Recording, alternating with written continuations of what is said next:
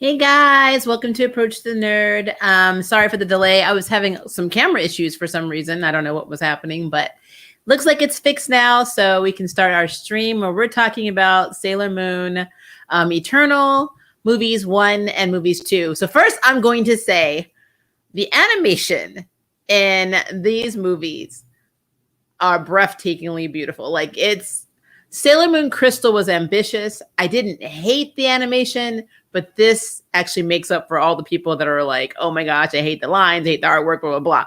It is gorgeous. The attacks in this movie are amazing.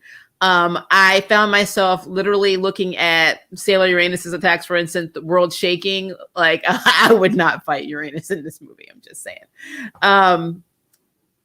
There are a lot of things that I noticed. I'm not going to compare the manga and the anime to this because obviously the manga, even though it's closer to the manga, it's still a little bit different. And the anime is not really in tune with what's happening in this one. This is much darker. So I'm not going to compare what happened in Super S to this movie. And also because it was a movie, we did kind of go through the dream arc and go through a lot of like basically all of Nelania's story and Sealing very quickly. Which technically speaking, she probably will make a reappearance again before we get to Galaxia because that's kind of how it went. But we'll see. Now, I watched this for the first time in English. I've never listened to the English track. I've always listened to the Japanese track, which is interesting because I'm a voice actor. But I don't know. I've just always been partial to, basically the Japanese seiyuu, even though they changed for Crystal. And so, especially my outers, I am an outers girl. So I literally gave it a chance and I wasn't really let down. A lot of the voice acting in the English version was done very well. I'm not sure if this is how Crystal was done because I haven't listened or watched the English track for Crystal either. But one thing that was interesting to me was the honorifics that were left in the English version. I'm not used to people saying Mamo-chan and Sama and, Setsuna-san. It was a little bit off-putting for me a bit, but at the same time, I know what they're doing because they're supposed to be in Japan. So I get it. It just, for a minute, I was like, okay. But outside of that, some standout things for me. First of all, I said this in the trailer. The actress for Zirconia in the English version sounds like a chain smoker. And it actually is very fitting to me. I actually really liked it a lot. I don't know why. It just seemed like the character actually, for me, the English version of her set better than the Japanese version. And for me, it was really interesting. It was very, very interesting. I love the main ads. I thought that they were very cute. And I love how everybody seems to, I guess it's almost like the more sacred you are, the more you get to wear the bun or the dongos. So they had the same, hairstyle as Chibiusa and Usagi. And I always love that. Same with Sailor Cosmos that we don't see in this. I did like the fact that we kind of got to see the Chibiusa and the Usagi switch again. It wasn't done badly in the anime, but it was actually a lot more fitting in this movie. And I thought, even though it was a millisecond, and honestly, Usagi was not as concerned as she was in the manga and she was in the anime because it was a split second. It's like they switched their ages. Then Usagi was like, I need to go deal with Mamoru because he's sick. So yeah, I'm a kid, but I'm still cuddling. And then next thing I know, they're transforming and then they're back to normal again. So they didn't really have like a prolonged, they didn't have the prolonged time to deal with the fact that Usagi was now Chibiusa's age and vice versa. But again, I liked it. The animation for adult Chibiusa, especially when see her talking to Helios. I really, really thought that she was extremely pretty. I love that we have the pink moon crystal. So I thought that was really, really cute.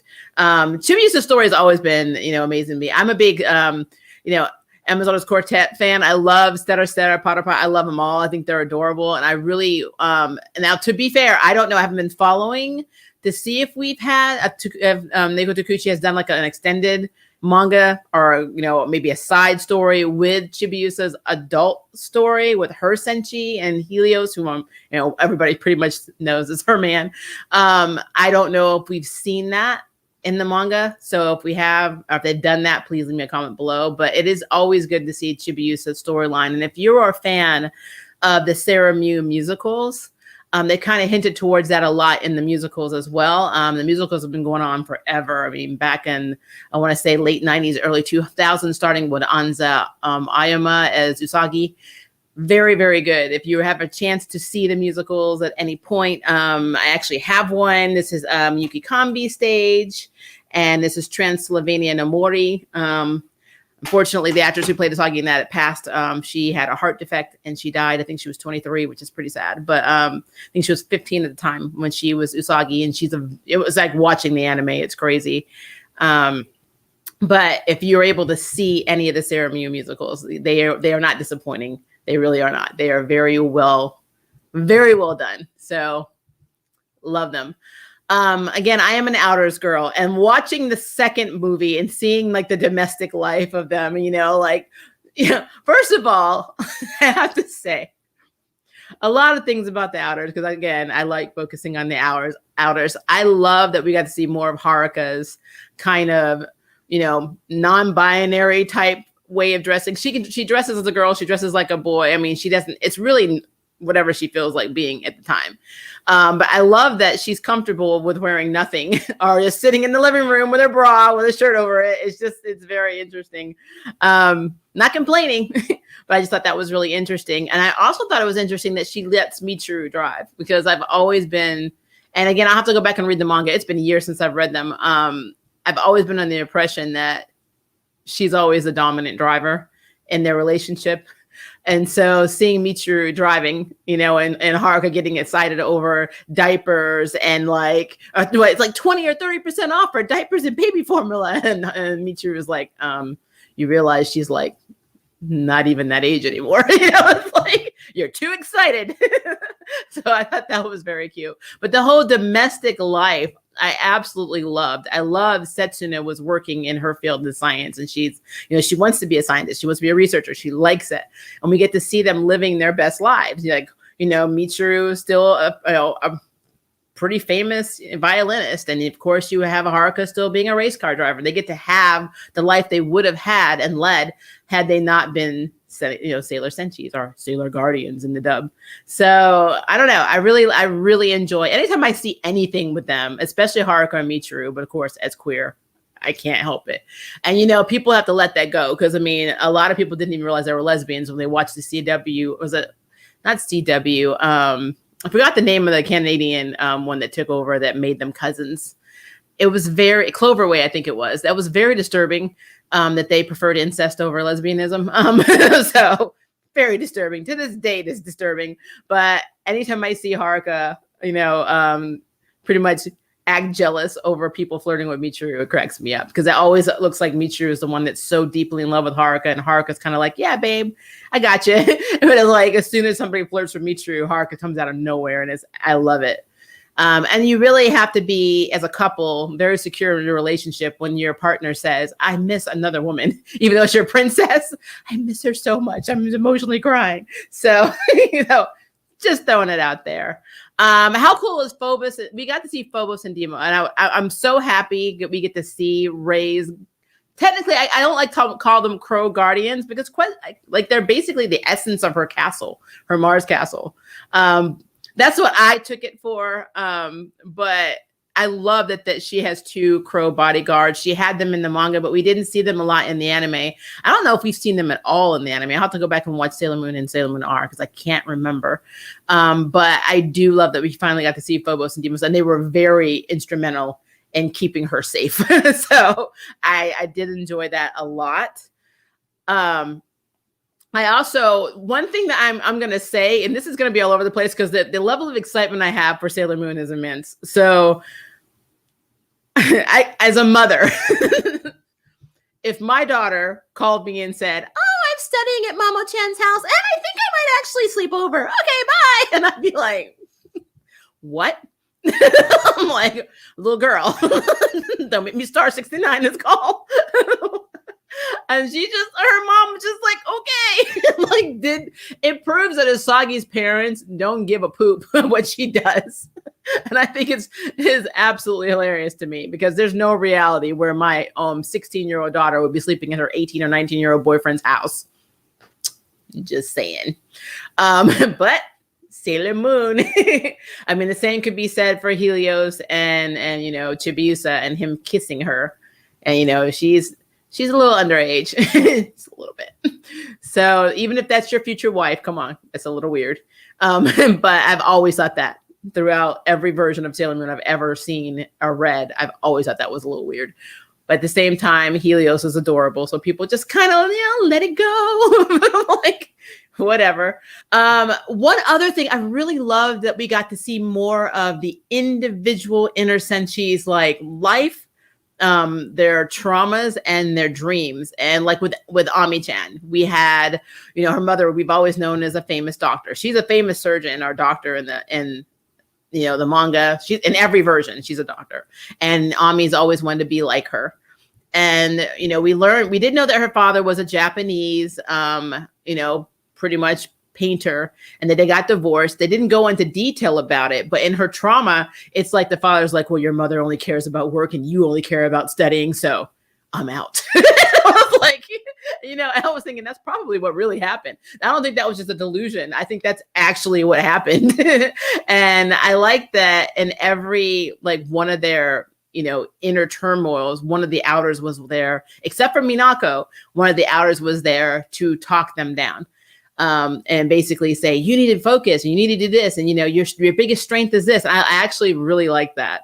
But yeah, so we had to see Ami and her family, her parentals, and how, in a way, Ami is a little traumatized with the fact that her parents got divorced and her father just sends postcards and is never around. And her mother works like nonstop and thinks she's a bad mother. So it's a lot to that. I actually liked, with Mako-chan. Mako-chan has always been such a mystery to me because you have this underage girl whose parents are both dead, who lives in an apartment by herself, who I'm assuming inherited money from them because obviously the bills are paid, who is very domestic. She cooks, she cleans, she takes care of herself, she takes care of everybody else. I really, really enjoyed that. The thing that really bothered me was we still haven't seen Minako's parents. It's like they don't exist. She has a house, but it almost seems like Artemis is her father because we don't know where. There's nothing. Like when she was, not able to transform and she was in her feelings because she's the leader. And, if you read the Sailor V manga, she's got a lot of tragedy with that. But like she really is the shafted Senshi, besides Saturn, if you really think about it. But it's interesting that as the leader, the person that was instrumental in her getting her, Sailor Crystal was Artemis, who of course turned into his human form. And, they're connected. Their hearts are connected. It almost seems like the greatest romance, except though he's all Lunas, and it's bestiality. But it's interesting that we don't see anything else outside of that. Where are her parents? I'm just, it's always something that's been a mystery to me and it's still not solved. It's never been solved. Like we know Mako's parents are deceased. We know Ray's mother died and her father's in politics. It's been in every version. It's always been that way. And she lives with her grandfather. We know that Ami's parents are divorced. We know Usagi's parents are around, but they just let her do whatever the hell she wants, apparently. But we know nothing about Minako's parents. And I really wish we had gotten something like that. Like this was the opportunity to flesh that out instead of just making Minako what we know. She's a leader. She wants to be an idol. All the things we know about her were in this movie, except for what we don't know. And I don't know. I really wish they had done something with that. So, it's a thing. And I love that when they're showing their individual dreams, like Mako saying, I want to get married and start a family. And, Ami's like, I want someone to love me. It doesn't really matter who. And I'm like, wow, she was even about to make out with Fisheye. I'm like, but, at the end of the day, all of their dreams revolved about being the best Sailor guardians or Senshi they could possibly be. So I thought that was pretty cool. The golden crystal, I mean, if you've read the manga, you've seen the anime, we all knew that golden crystal was inside of Mamoru. And I always felt like, and I always nitpick things, even though I love them. I always felt like it would have been beneficial for, Elysian, I mean, not Elysian, for Helios to just say, so yeah, the golden crystal is either in this realm or somewhere else. We don't really know, but we know that the silver crystal can attract, and break the seal on the golden crystal. So, hey, Asagi, where'd you find yours? And I'm like, oh, it was inside me. Well, then maybe it's inside you. I'm taking this moment where I'm projecting because my actual physical body is turned into a Pegasus and is being sealed and held in a cage by Nehelania, but you don't even know about that. To let you know that we need to hurry up and find this golden crystal. But for length of the movie, I guess I'll just stretch that out, even though I'm in tremendous amounts of pain and, have been tortured. It's fine. I can wait. It's just funny to me. I don't know why. It is funny to me. I did like the fact that we got to see Elysian and we got a little bit more backstory on that. We get to see, Endymion and his golden kingdom. And then, of course, Serenity's, Millennium Kingdom. And we got to see the original, I won't say original because I'm sure there's many Serenities before her, but we got to see Queen Serenity and the cool, she's badass in the cool way. She just literally sealed Nehelania like it was nothing. And then Nehelania cursing the Moon Kingdom, even though we know that her curse had nothing to do with Beryl attacking. That was all jealousy because she wanted to get it with Endymion. So I did like that we got to see flashes of the past, and we got to see the Sailor Senshi as children coming to, basically becoming Serenity's court, and that Serenity was younger than them. And she was going to grow up and catch up to them, which means I guess maybe she ages faster. I don't know. It's interesting. I mean, look at Chibiusa. She's been 9 or 10 for 100 years. So, I mean, I guess age is a construct for them. I don't know. But I did like that we got to see that. We got to see all of the Senshi in their princess dresses. They got to name their castles, and, they used their Sailormoon, their Sailor Planet, attacks. Everything about this movie was cool. I really, really liked it. The pacing had to be quick because, again, they had all of Super S to flesh out this story, and they had to do it in 3 hours, 2 1.5-hour movies. So I'm super impressed with how they pulled that off. Of course, this has opened the door for Stars, and Stars is like the end game. That's when Galaxia starts ripping them apart. And I mean, it's just the saddest season you will ever see will be Sailor Moon Stars. And then the greatest one you will ever see will be Sailor Moon Stars. And I really hope that that is a series and not a movie.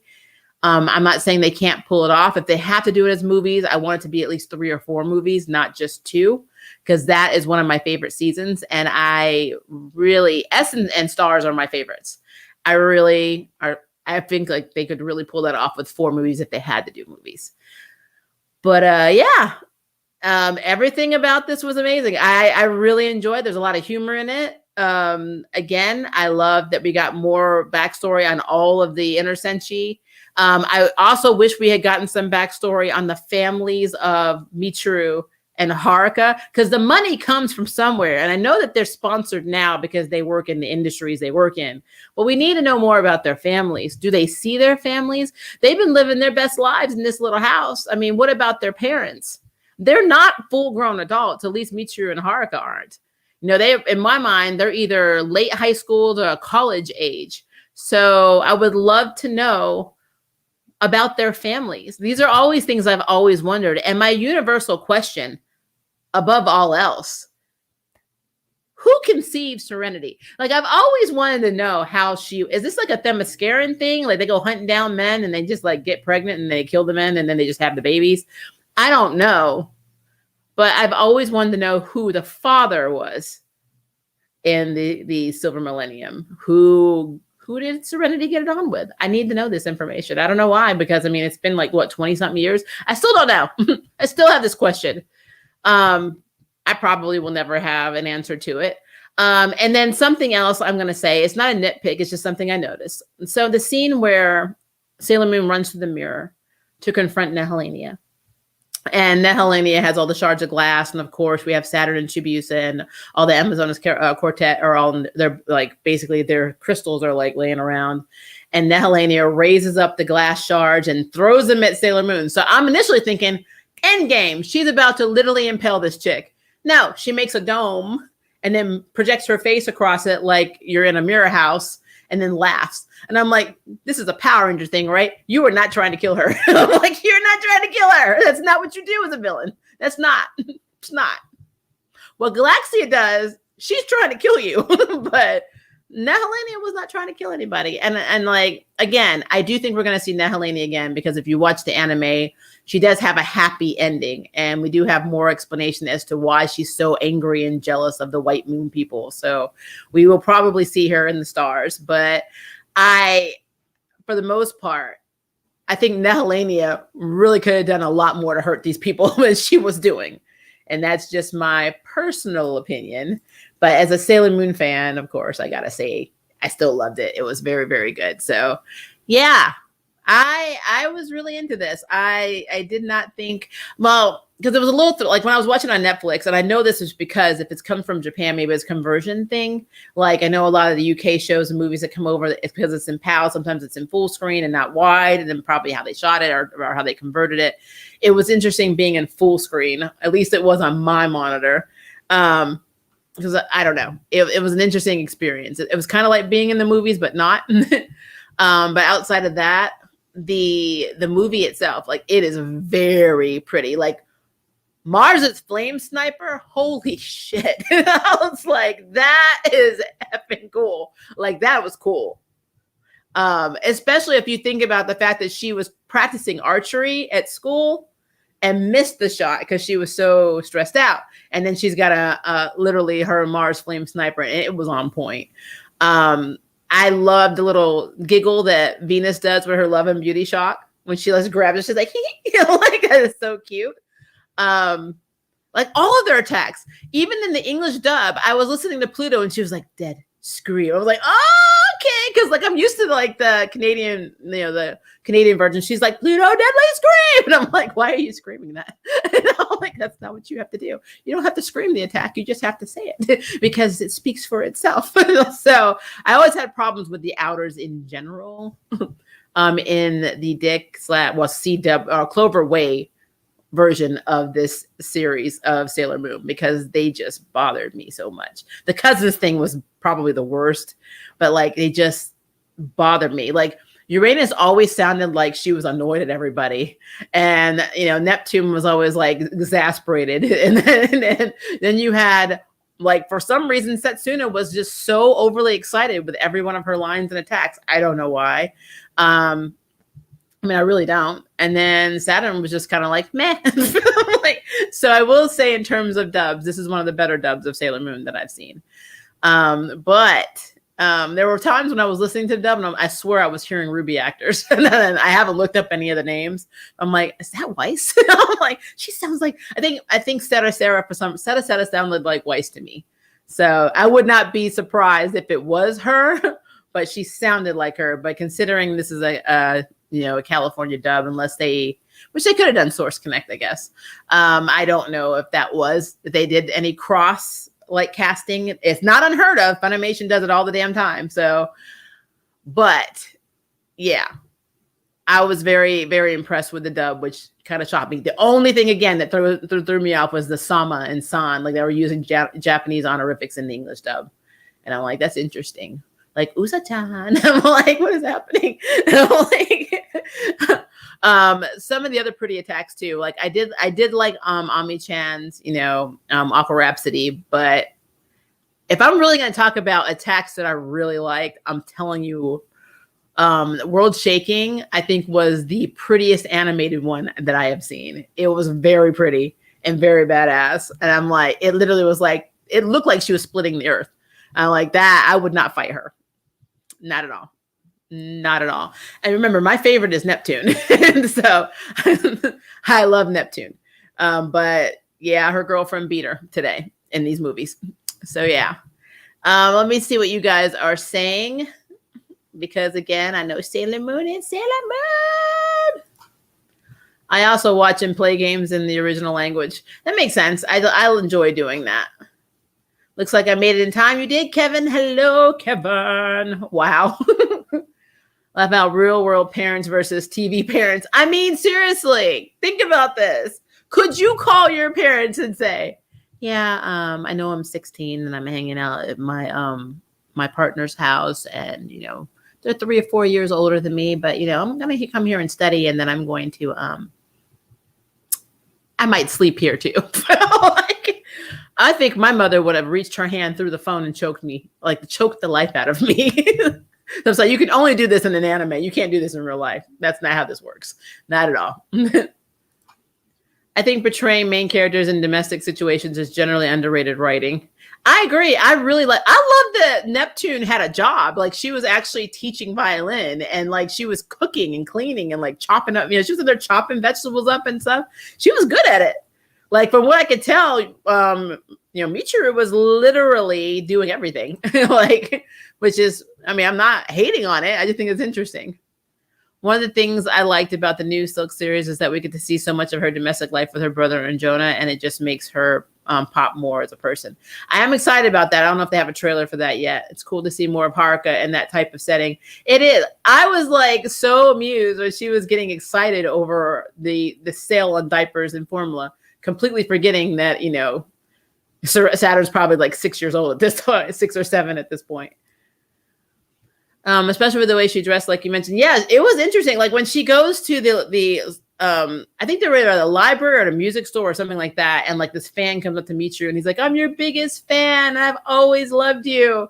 And next thing you know, Haruka comes out of nowhere, and she's like, "Have you been waiting long?" And I'm like, "What the hell?" It's like, it was definitely alpha energy, and it was definitely, you were talking to my biatch, back the hell up energy. But she had on just a shirt with nothing. Like, it was a white shirt and completely nude, and it was just buttoned. And then when they were at home, it was like another white, it was almost like the same white shirt, but a bra.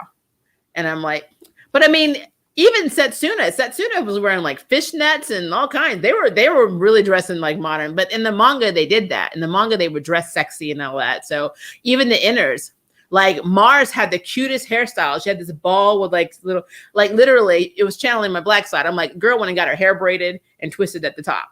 So we don't normally see that in the anime, but it definitely happened in the movie, and we did see stuff like that in the manga. So they actually were more like real girls, changing clothes, having different looks. And then I was here for it. It's cool. Clearly Sailormoon has no issue with bestiality. You're not wrong. I can't even argue with it. I love the fact that both golden and silver crystals were inside their holders. Yeah, they're like, where can we hide this? We're just going to shove them in your soul. I really wish they would have made series, but I'll take what I can get. Seriously, I would have watched, like, even if they only made this like 12 or 13 episodes and made it like, air for Netflix, I would have been cool with that. Yes, I love Super and Sailor Star. So those are my two favorite seasons. Super S was meh. It was okay, but I've always been partial to S and Stars.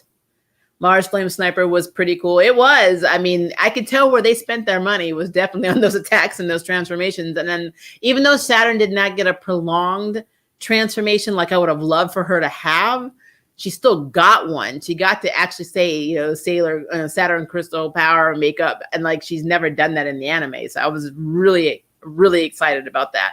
And I did like how, she was taking on the quartet, and she was like, you need to make up your mind, this could be your end, and she was holding her own. And I thought that was cool.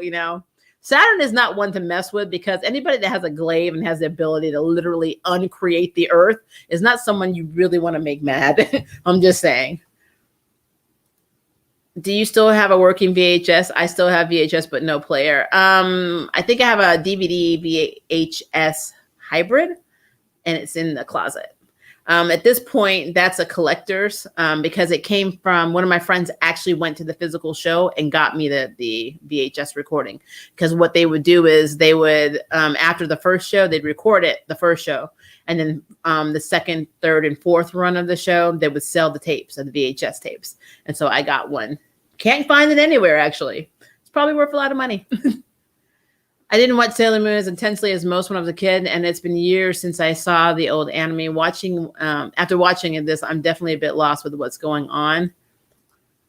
but this has got me interested. Yeah, you might want to start from the beginning. You want to get like the backstory for everybody, like how they all know each other, how Usagi finds out she's Serenity and all that before you jump into, because you're basically there's Sailor Moon R, Sailor Moon S. You're watching the fourth technically season as a movie, and it's Super S.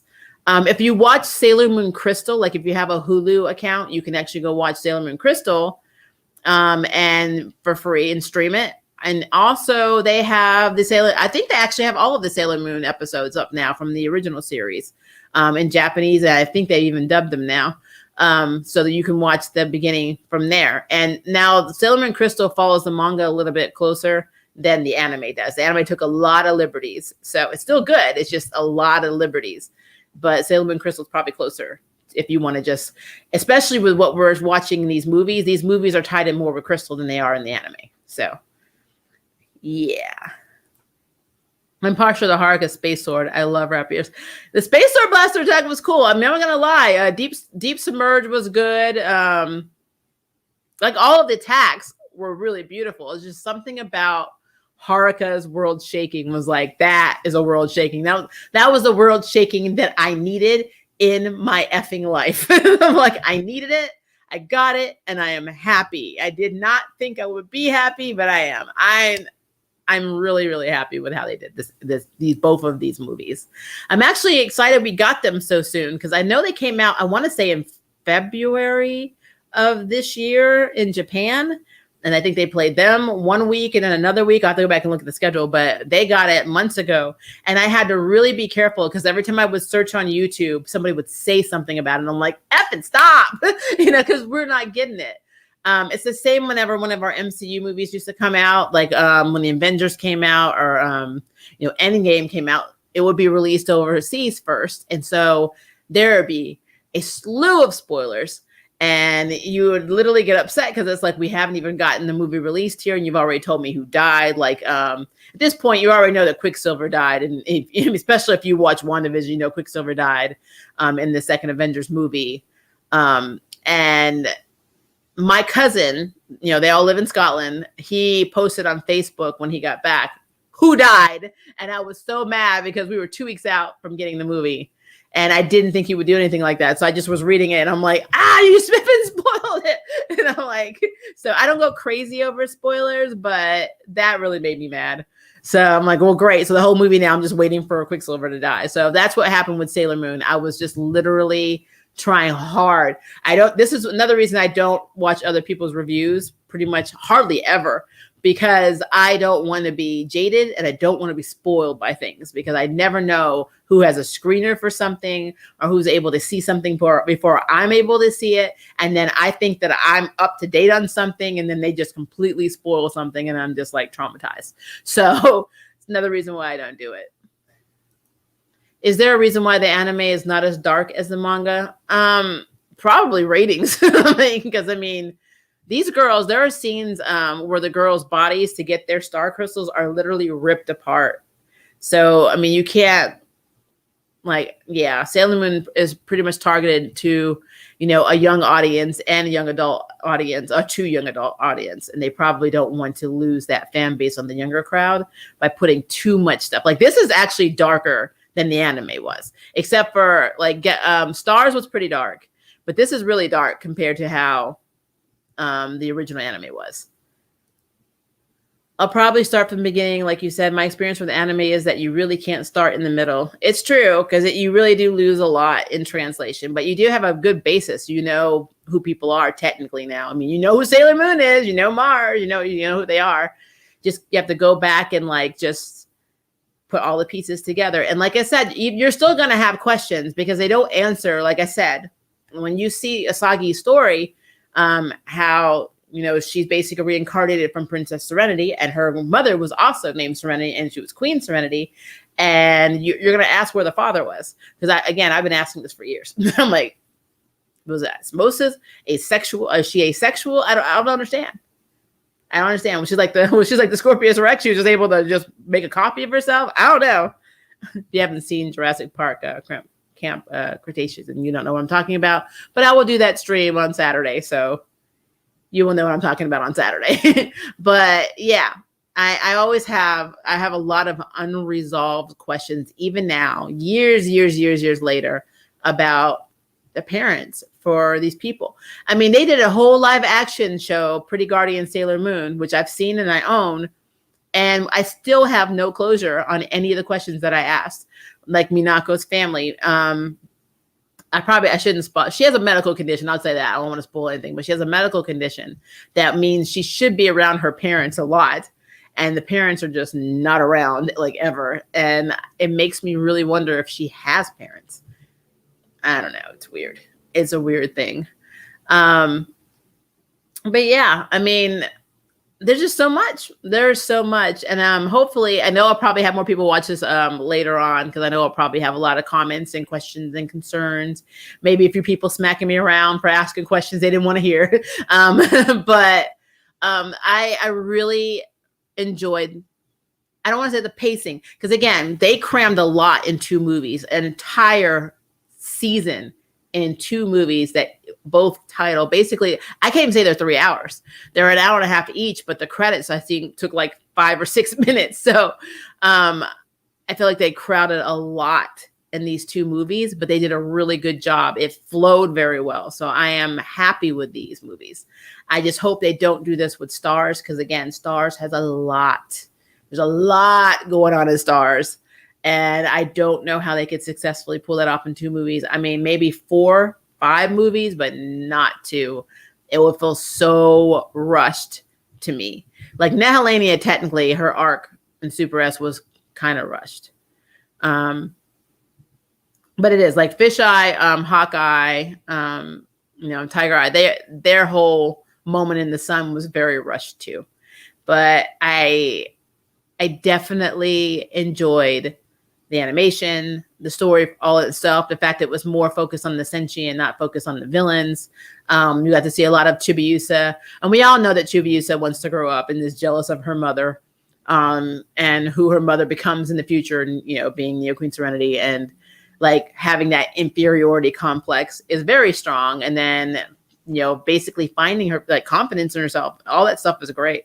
Another theme though that I left out that I know is controversial. It seemed a lot of the time, especially in the first movie, they were very focused on everything is okay as long as you find a boyfriend. And I'm like, everything's fine. We just need a boyfriend. I want a boyfriend. I need a boyfriend. I wish I had a boyfriend. Even when we were looking at Ray's inner turmoil, where she was trying to find herself, and she's like, my dream is to take over the shrine from Grandpa and just run it by myself. But then she's like, the little version of herself in the mirror is like, no, I'm just going to find a husband who loves me and adores me and basically does everything I want and live happy ever after, because everything's fine as long as you have a boyfriend. I'm like, no, it's really not. Having a spouse, whatever gender, or a partner, whatever gender, does not make your life 100% better. It helps your life. It's very great for companionship and love, but it does not make everything about your life 100% better, because you have to do that yourself. That's the overall theme. And that is kind of what they figured out. They were like, no, I can do it by myself. Now, I don't know if they were trying to go for the I don't need a man trope, but I mean, that's pretty much what happened.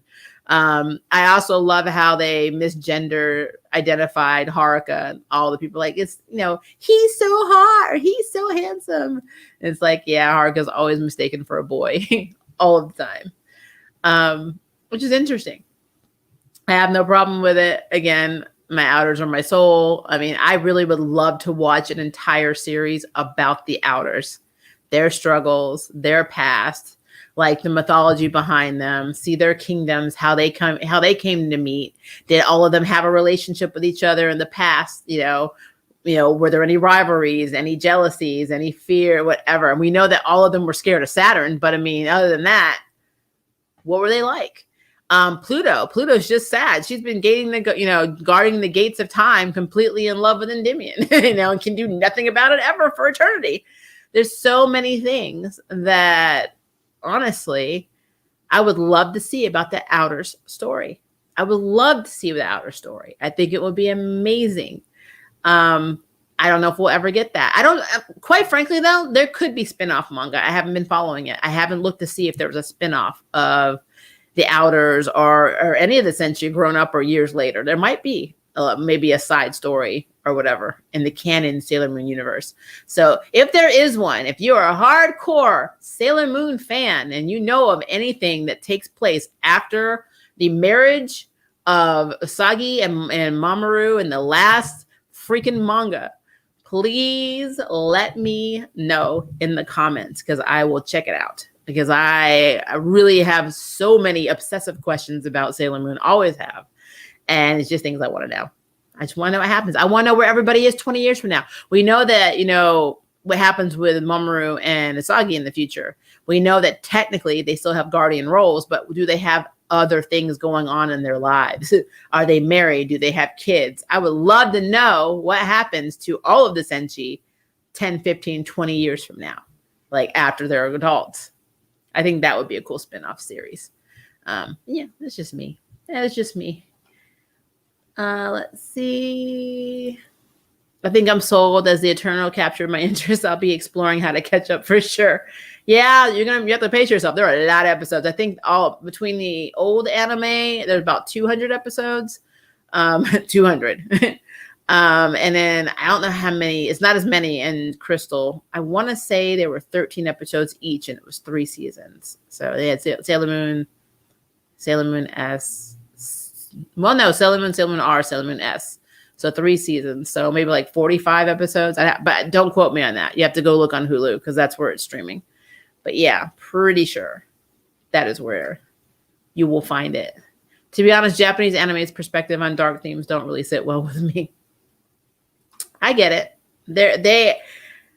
It's interesting. A country that's very honorific and kind of conservative in some ways, are very open-minded on things that you would not think they would be. So I don't think I'll touch the manga. I thought Berserk, Hirashi no Noku Korini, both anime and manga, they are just way too dark and dreary for me. Berserk is horrible. Berserk is horrible in the manga.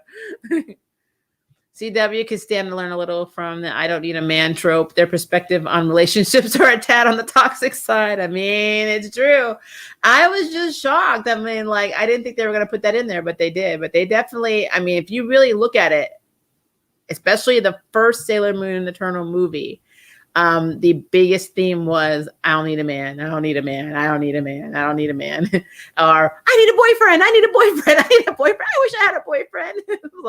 And I guess they're high school girls. I get it. But at the same time, it was interesting. It's very interesting to see. The whole thing with Mamoru and Usagi both feeling like they're a burden to each other, that's nothing new. That's happened in every version I've seen. So it's cute. And they overcome things with the power of their love, and they're adorable. So that's why everybody loves it. Again, my favorite couple will always be Haruka and Mitsuru. My queerness shines, but I can't say that Mamoru and Usagi are not a cute couple. I just don't think I would ever, if Usagi was my child, let my 16-year-old sleep over her 19-year-old or 18-year-old, however old he is. He's in medical school, so 18 or 19 or in his 20s at this point, considering he probably had to do 4 years in the university before you go to medical school. At least that's how I thought it worked. I'm old. Times have changed. I would not let her sleep over his house. If she called me and said, Mom, I'm sleeping over my boyfriend's house, I'm like, no, you're not. You're going to bring your butt home right now. Like, don't make me come for you. I'm just not good with gore. Japanese visuals are just too visceral to me. That makes sense. Berserk was my experience coming in the middle of the series for me. I had to backtrack to find out what happened. The Casca, good lord. Oh, yeah. Like I said, Berserk is not a happy show. It is not. Another anime that I really enjoyed that is really weird and kind of perverted a little bit, and I don't know why I like it, is Bastard. I really like it, though. I have the manga. I really, really enjoyed that show. I'm weird. All right. We're at almost 43. So in one more minute, I'm going to end this stream. I know we're ending a little bit early, but my spouse bought me my soup, so I have to eat it. And I'm a little hungry. So, but I really think if you have not had a chance to check this out, which hopefully you did check the Sailor Moon, Eternal movies 1 and 2 on Netflix out before you hopped in here, or at least saw them in Japan before, you hopped in here. But if you have any questions, any comments, any theories on what's going to be happening in, Stars, even though I know what happens traditionally in Stars, you never know. They might add a few things. Let me know. Appa, what did you think about the movies, the animation, the characters, the attacks, the outfits the girls were wearing in this were amazing. Very manga centric, not anime centric. The princess dresses, the princess castles references, the backstories surrounding. I just want to know what you thought about all of it, because I am a huge Sailor Moon fan, and probably am talking to Sailor Moon fans if you're watching this video, especially if you're watching it later after the stream. So I want to know what you think. So please leave me a comment below so we can talk about it. And definitely be on the lookout. I'm going to have my Jurassic Park live stream tomorrow, or Saturday, sorry. And then on Sunday, it should be Lucifer 5B. So we'll talk about that too. Lots to talk about, guys. So I will see you again. I'm going to, if Batwoman comes on Sunday, I might also do a stream late Sunday night. I'm not sure. If not, it's definitely going to be on Monday. Because what happened with Luke, we need to talk about it. We just need to talk about it. But outside of that, yeah, that was Sailor Moon Eternal, movies 1 and 2 on Netflix. Loved it, and loved it. Hope you did too. I will talk to you guys later, and as always, have a great day, or if it's or evening, and if it's morning for you, have a great rest of your day. I'll see you later. Bye.